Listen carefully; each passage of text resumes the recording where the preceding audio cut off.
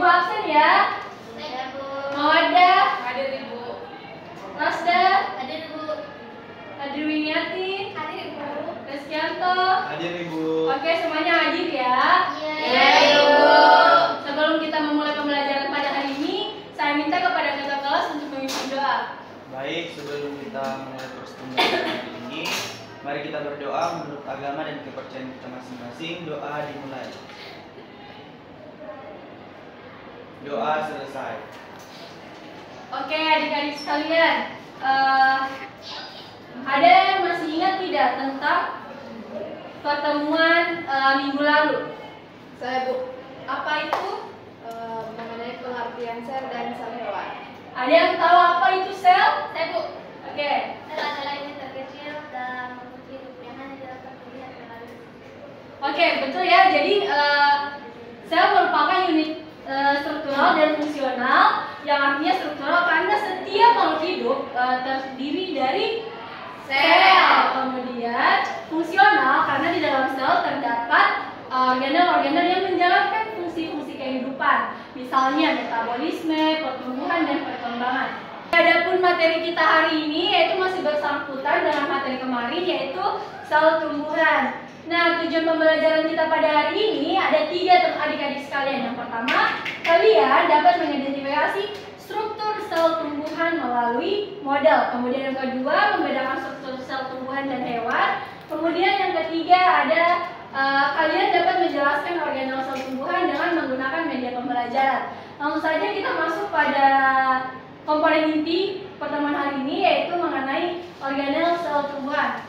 First of all, kalian harus tahu apa sih sebenarnya sel tumbuhan. Nah, sel tumbuhan adalah unit dasar yang memiliki struktur dan fungsi dalam tumbuhan. Pengertiannya 11-12 sama pengertian sel, cuma kalau yang ini lebih spesifik pada sel tumbuhan.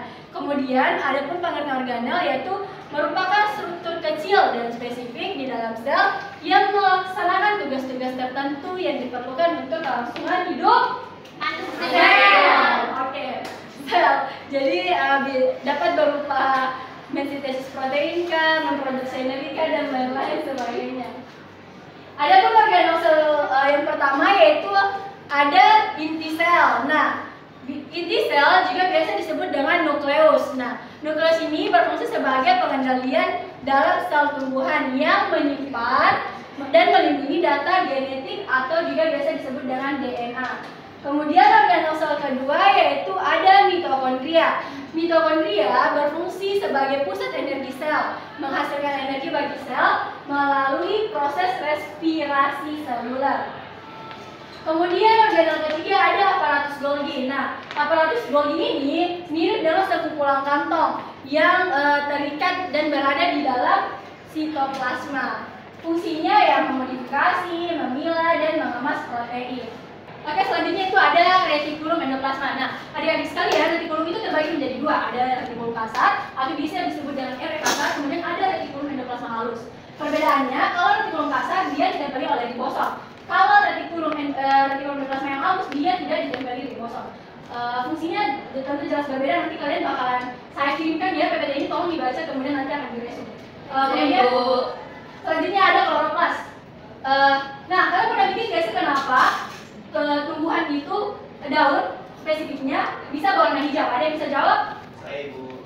Oke, Reskianto, apa jawabannya? Karena adanya sel yang disebut kloroplas Ibu. Ya betul, karena ada yang namanya organel sel kloroplas. Di dalam kloroplas terdapat pigmen yang namanya klorofil. Ya betul sekali. Ya betul ya adik-adik sekalian, bahwa di dalam kloroplas itu daun berwarna hijau karena terdapat organel sel kloroplas. Nah, di dalam kloroplas terdapat namanya pigmen klorofil. Nah, klorofil ini yang bertanggung jawab untuk memberikan warna pada tumbuh-tumbuhan termasuk daun. Nice. Kemudian ada vakuola. Nah, ciri khas dari sel tumbuhan adalah vakuola. Nah, vakuola ini berfungsi sebagai menyimpan air, zat gizi, dan juga produk limbah. Aduh, yang semangat dong anak-anak sekalian. Semangat Ibu. Oke, selanjutnya ada lisosom.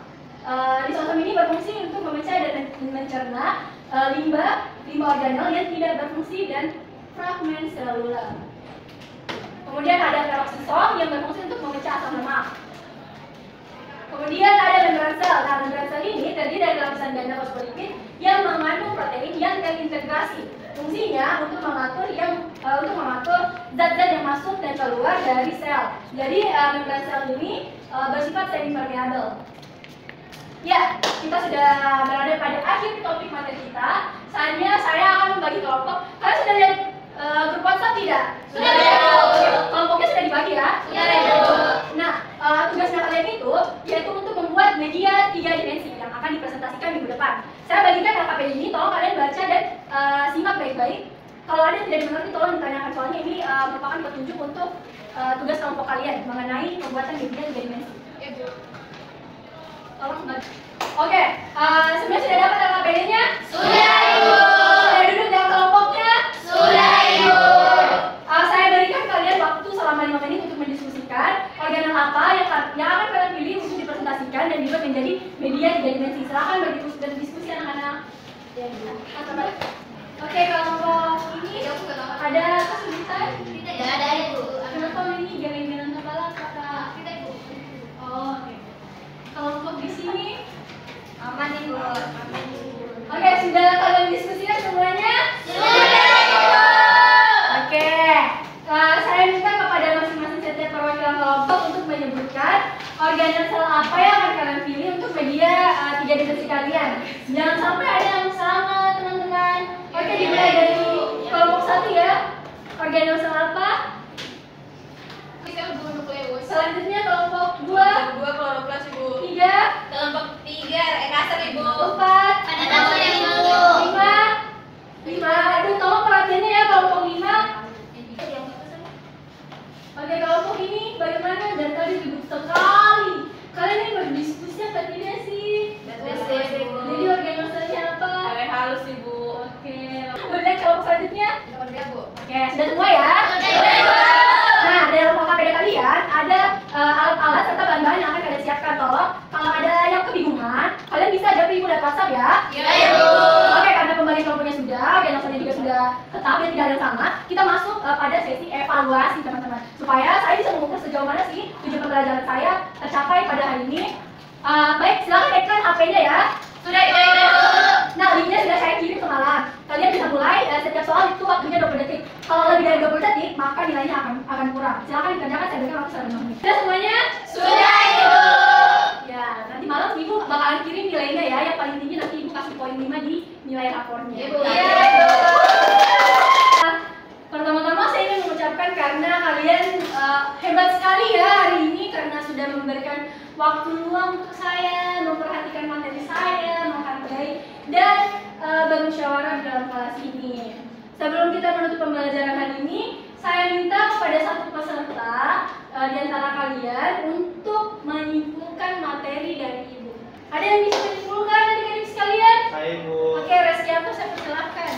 Baik Ibu, terima kasih kesempatan yang diberikan. Jadi yang dapat saya simpulkan untuk pelajaran hari ini di mana sel tumbuhan adalah satu unit struktural dan fungsional yang memiliki peran penting masing-masing, di mana sel tumbuhan ini memiliki struktur yang berperan penting pada pertumbuhan satu tumbuhan. Selain itu, kita juga bisa melihat perbedaan antara sel tumbuhan dan sel hewan pada pembelajaran hari ini. Terima kasih. Oke, beri tangan meriah.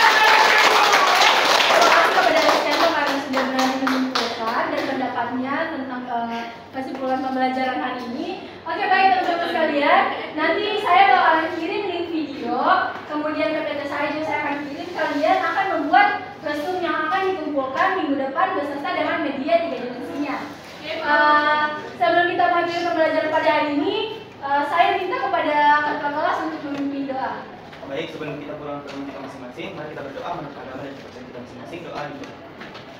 Amin. Doa selesai. Oke, terima kasih untuk waktunya anak-anak. Selamat, semoga kita bisa bertemu minggu depan dengan keadaan sehat dan walafiat. Assalamualaikum warahmatullahi wabarakatuh.